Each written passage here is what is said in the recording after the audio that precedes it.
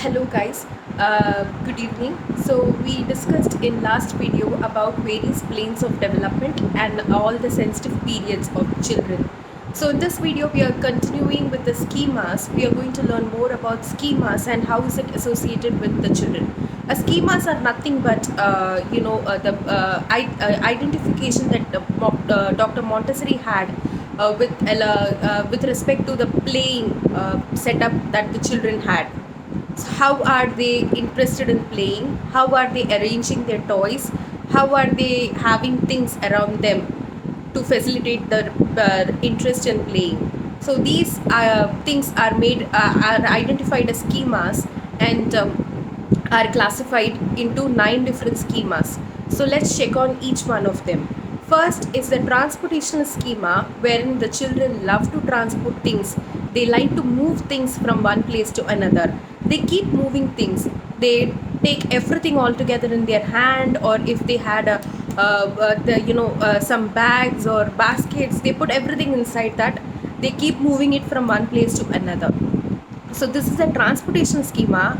So how this can be supported is you can have a dedicated basket for them, you can have a bag for them, or simply a walker wagon wherein they put everything. They just push it from one place to another, and they just keep transferring things. So they just love to do things for children who falls under the schema. The second is a rotational schema, where they are almost fascinated by seeing all the rotation, round things, the wheels, the rings. That we just put the rings, we just twirl it, and they just see how it is rotating. So they are more interested in rotation. They are observing how it rotates.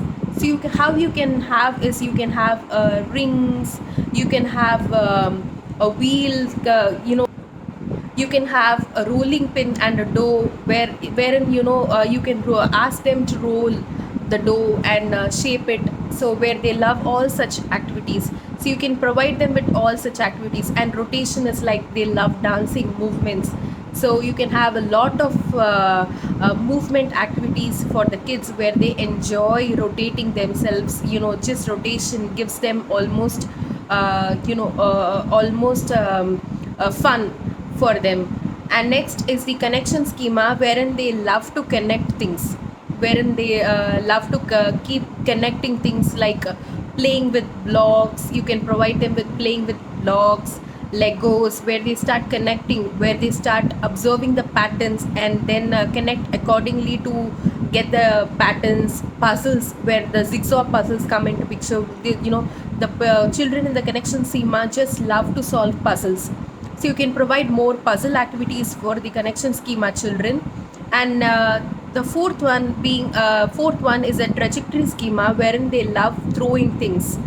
They just observe how the things are thrown, how it falls down, how it makes sound. So in this manner they get to learn more about the trajectory schema, how you can support trajectory schema at home. You can have different textured balls, different sized balls, wherein they can enjoy throwing it here and there. They can play a throw ball game, a football game with hitting the ball, just moving here and there, running here and there with the ball. So and you can have a car ramp slider, that slides zigzag the cars, the balls. You can have those toys for them, so that they find it more fascinating, the children who are there in the trajectory schema. The next one is the enclosing schema, where they like to enclose things, where they like to cover things, or they like even to cover themselves with a blanket. So you can have a lot of peekaboo activities. You can have tents made for them. You can have blanket coverage, where you can make tents for them. You can make enclose them under where they can sit inside. They can play a lot of peekaboo games, hide and seek games, where it would be fun for them. Next comes the positional scheming, where they like to arrange things in a certain position, from the beginning to the end, from big to small. So those comes under the positional schema, where they are much worried about placing things in certain positions. So in the positioning schemas, you can provide a lot of lot of matching, sorting activities, patterns matching, balancing activities where they learn how to balance. So those comes under the positioning schema. Next is the comes the enveloping schema where they like to hide things. They fall under enveloping schema where they just hide a toy or object behind everything, so they want you to search it out, they want to play a game out of it. So you can have a lot of enveloping activities done. You can put everything inside a box or place it in a basket, so that they can just open it and they can discover a new object out of it, and they will be like so happy, okay, I have found something. You can hide it around the home. You can play peekaboo by hiding, or you can have different objects placed under different places. You can give them clues so they can run around to find the object. So those falls under the enclosing schema. And next, sorry, those falls under the enveloping schema.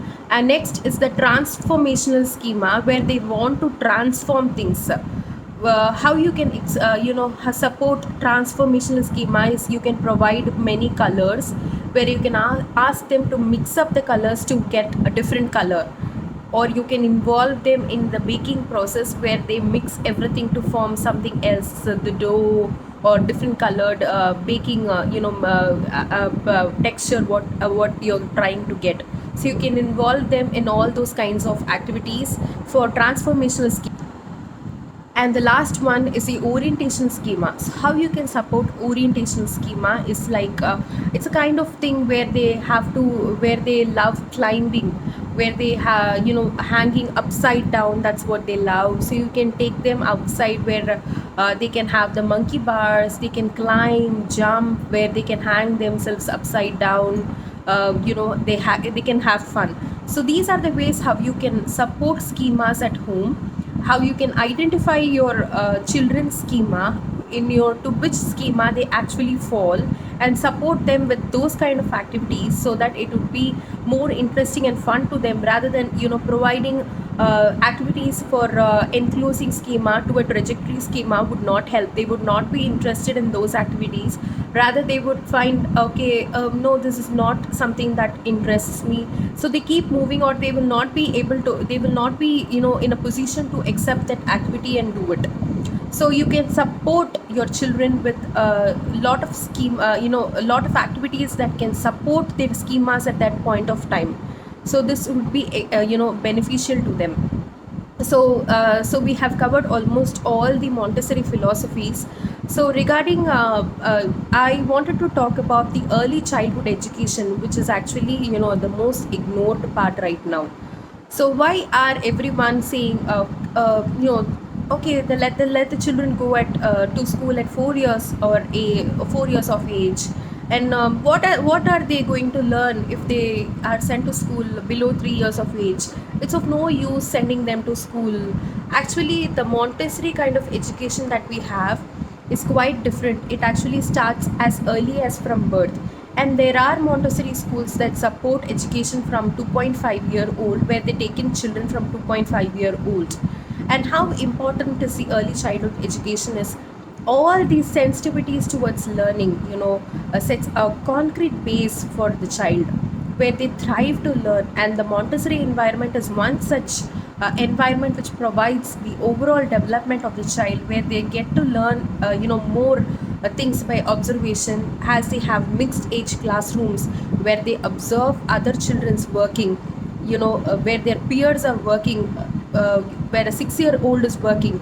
So a 3-year-old will be observing them, so they can learn so much from observations. And more, after all, it's not that something we are going to burden to them. It's that they are having fun, they are having social interaction, more of social interaction with other kids, where we are letting them learn, where they are letting them use their fine motor skills, where their grips develop. They are exposed to more materials on sensorial learning and fine motor skills, so which makes them more fascinating, and we are not burdening them by sending them to school. So parents should consider this as an opportunity for their children to learn many things through the Montessori environment. So that's why nowadays in recent times the early childhood education is gaining so much of importance, where the absorbent mind, we shouldn't forget that the absorbent mind is most important, where the children gain so much from 0 to 3 years. The toddlers, they are actually in their rapid process of growth during that age. It's difficult if you see as an adult how difficult it is to learn a new language. For us, how patience and how time consuming is for us to learn a single language.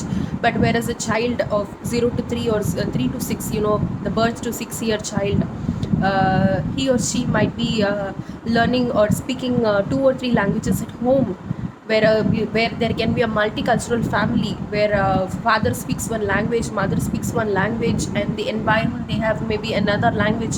So 3 languages at a time, but the child is not frustrated. He's learning all the 3 languages at a time, as faster as then an adult can do. So this is how is their absorbent mind helps them to gain so much of knowledge out of it. So we shouldn't ignore the early childhood education. And as well, another point to the sensitive periods, the ages that I mentioned is not at all the grading points for the child. Your children, every children is different. So as we progress, we know that each and every child is different. So it need not be that every child starts writing at the age of 3, or every child does not starts reading at the age of 4. So it doesn't mean if your child is not reading or writing, it doesn't mean that your child is lacking something or it's not matured enough to handle things. So they might need some space. We should give respect to the child's needs and process accordingly, rather than pressurizing them to read or write. So we should respect their interests, we should respect their needs, and we should let them be as they want to be. And you can see the positive environment building as early as possible when they are okay with it. So it should not be a grading point that, okay, a 3-year old, in my neighborhood, a 3-year old is writing so much or is reading so much, whereas my 3.5-year old is not reading at all, not writing at all.